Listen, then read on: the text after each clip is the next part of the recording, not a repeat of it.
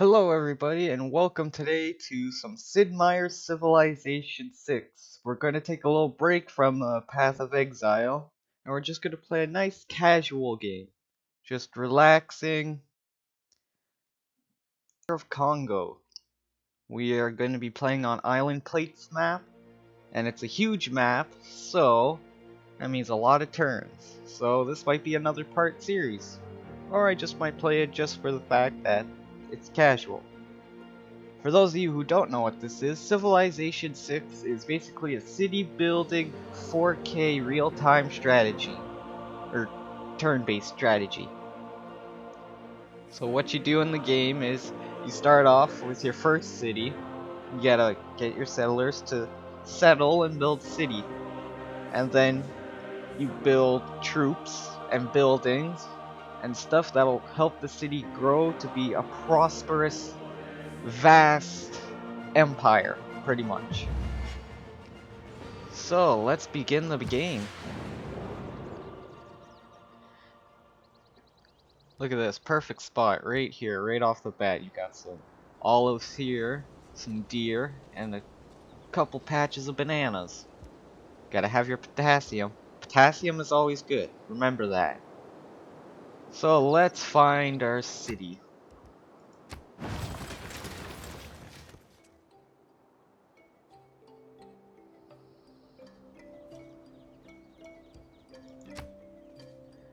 I'm curious of what's over here, so let's go exploring this way. Let's see, what should we research? I'm gonna go with animal husbandry. So I could get these deer over here. And for production, let's start off small. We'll start off with a scout.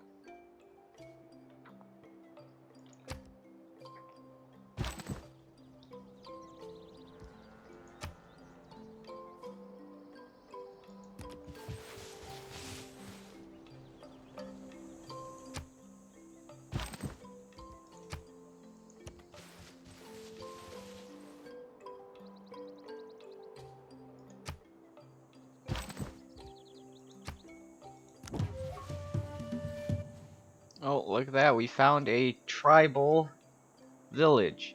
So with these tribal villages, when you find one, if you go onto them, they actually give you like perks, like special stuff. So you get gold, maybe some research points into a thing you haven't researched yet, or they just give you faith or culture. So let's bring our warriors there and see what it's going to give us. Our civilization has accomplished something historic, worthy of being celebrated and remembered for generations to come. These accomplishments help our civilization reach a golden age and avoid a dark age. Each of these historic moments will increase our era score. Our era score determines which age we will earn the next game era. So we should seek out these historic moments whenever possible. This river has floodplains, which means it has flooded before, and might burst its banks again. A flood along this river could happen at any point in the future. This presents us with risks, but potentially benefits too. A flood might affect any tile along the river. A flooded tile will pillage or destroy improvements and pillage districts on the tile, but it might also increase the yields for the tile as a result. Okay, so this tribal village gave us a great work. Got a silk text. Now, with the Empire of Kongo, they are very cultural build and tourism. So this is actually a good find for us here early in this game. So let's continue onwards, shall we? And this is the flood banks we're talking about here.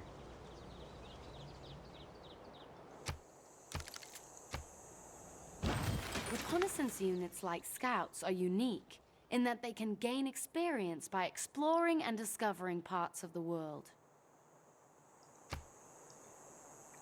Okay, so our scout is ready to move out.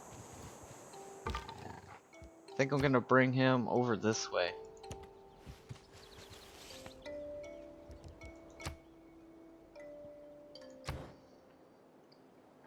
Let's see, what should we build next? I want to build a warrior just yet, not warrior, builder. Because we don't have the correct research yet in order to improve our city just yet. I'm gonna go with a monument. I am fond of pigs. Dogs look up to us. Cats look down on us. Pigs treat us as equals. Okay, thank you. Thank you, Winston Churchill.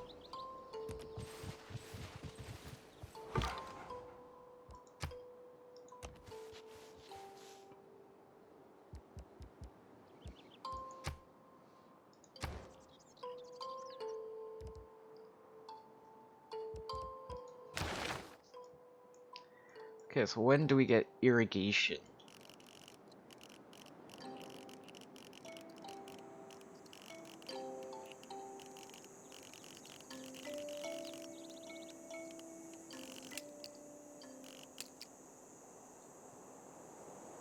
Oh, right here.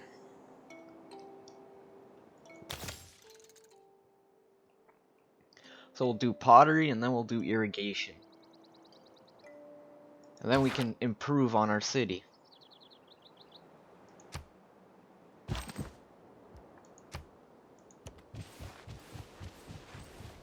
The Pantanal is the most complex intertropical alluvial plain of the planet, and perhaps the least known area of the world. Natural wonder, that's also good. Because it boosts research.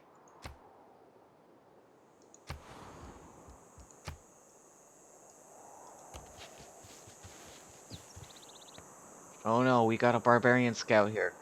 So also in this game, you'll run across barbarian scouts like Joe over here. And they're not nice. They increase while you increase. So if you have, for example, let's say, let me go into the tech tree here. Let's say you have stirrups to give you knights. Well, the difficulty we're playing on, which is Prince, the barbarians already have musketmen. So they're like one step ahead of you all the time. So this is gonna be fun. Let's try and find this barbarian camp before it gets a little out of hand.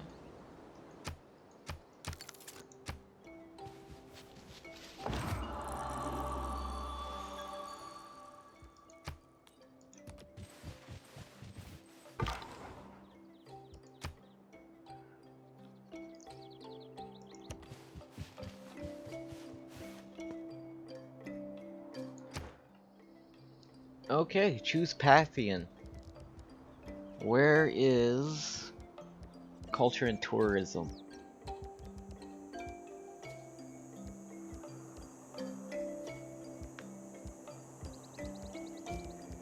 +1 culture from plantations.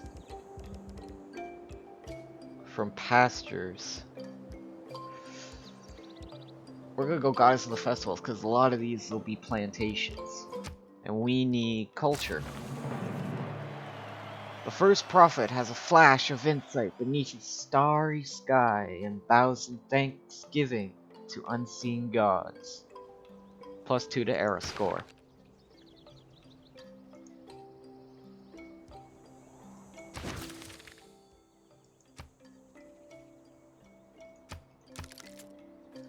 Alright, next turn. Enacting new policies in our government can be of great benefit. Our people await your decree. At his best, Man is the noblest of all animals. Separated from law and justice, he is the worst.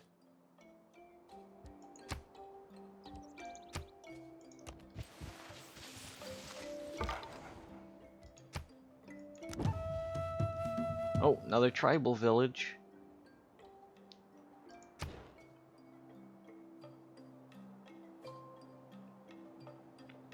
See, what I always do is I always go foreign trade right off the bat, because you get extra money if you do.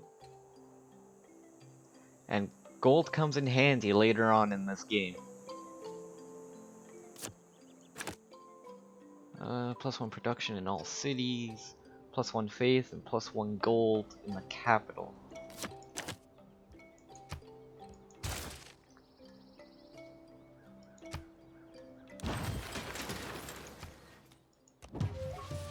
Oh, it's another tribal village.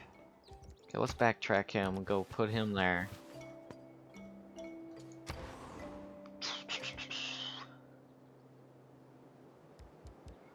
I'm gonna build another settler so we can get some more resources.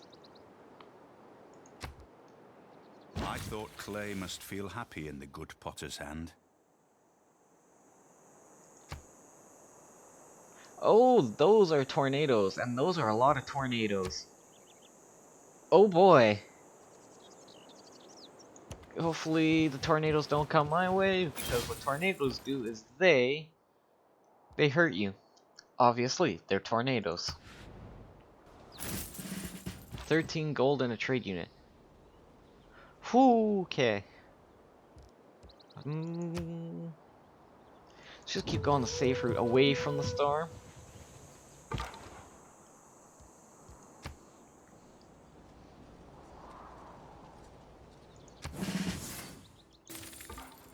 There we go, inspiration. So tribal villages also can give you inspiration or eureka moments that increase your civil science or your research science.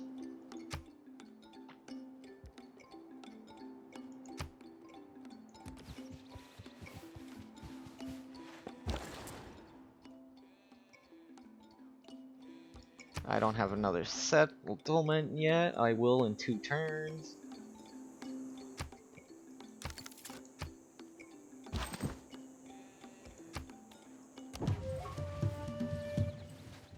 Another tribal village.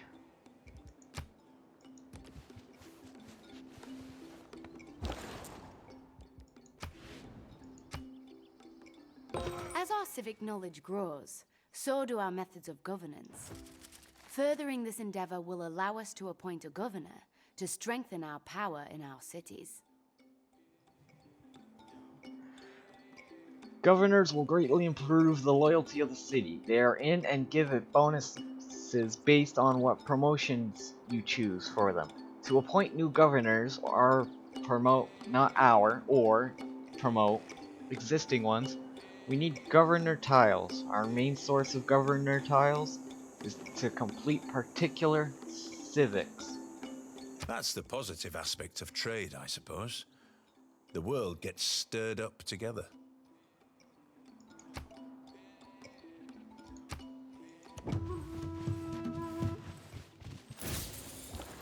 There we go, see, you get a eureka moment.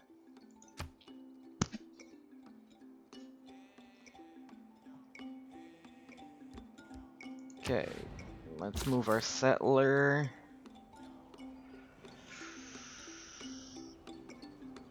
Ooh, over here.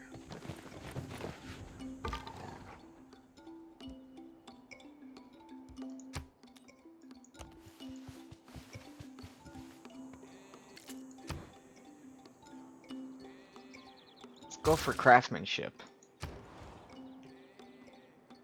and build a granary for 4 turns, and then we can build a worker and improve on our cities.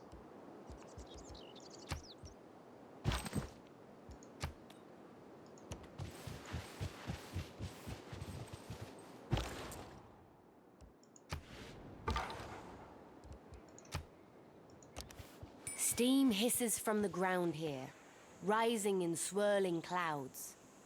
This is a geothermal fissure, a place where the planet's heat escapes through natural vents. In time, you may research technologies that allow you to make use of these natural features.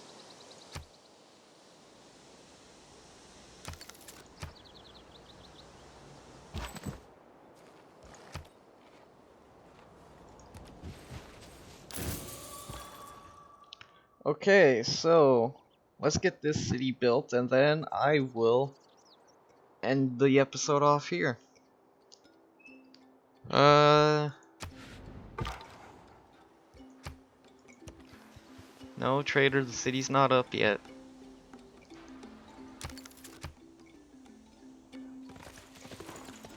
Without craftsmanship, inspiration is a mere reed shaken in the wind.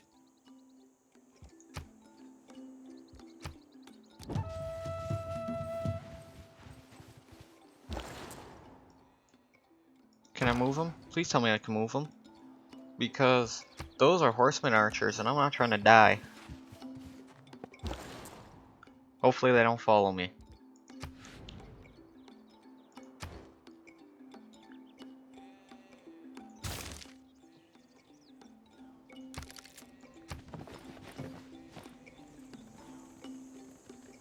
The man who has grit enough to bring about the There we go. afforestation or the Irrigation of a country is not less It's worthy what we of needed honor most. than its conqueror.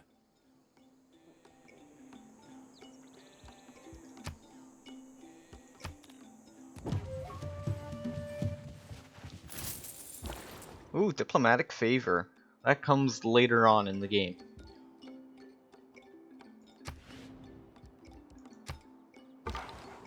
They are absolutely gonna follow me, aren't they?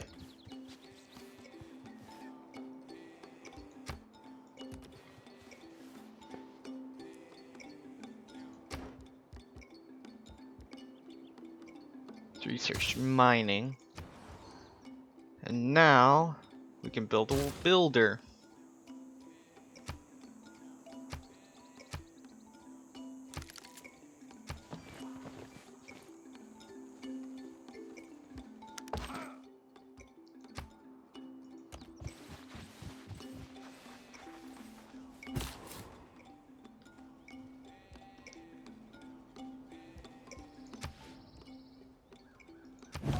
May I make a suggestion? Settling a new city has expanded our civilization. With an empire larger than one city, it is important to keep an eye on the loyalty of our citizens. If loyalty decreases, the city is not as effective. If loyalty drops to 0, the city will declare its independence and become a free city. The same can happen to other civilizations, so keep an eye out for opportunities to destabilize others, and maybe even take a free city into your own empire. Loyalty is mainly affected by the number of nationality of citizens in and near the city. Having lots of your own population within 9 tiles will improve your loyalty each turn. Population belonging to other civilizations within 9 tiles will decrease it. The closer cities are together, the greater the effect is. Furthermore, the effect is greatly strengthened for civilizations in Golden Ages and weakened by Dark Ages. Assigning a governor to a city and ensuring it has enough amenities are other ways to ensure the loyalty of your own cities. Our people have chosen to create a city along the low coast, within the sound of the ocean's waves. But this is lowland, and will flood if the sea level rises. Yeah, you're correct. That sounds like a future me problem, though. There we go. Some science boost, some civic science boost. And now my trader can go to... I'm not even going to say it because I'm going to butcher In it. addition to bringing riches to our civilization, this trade route will gradually develop roads between our cities. Roads allow our units to no longer be impaired by the difficult terrain through which they pass. Okay. Yeah, these guys are absolutely going to follow me.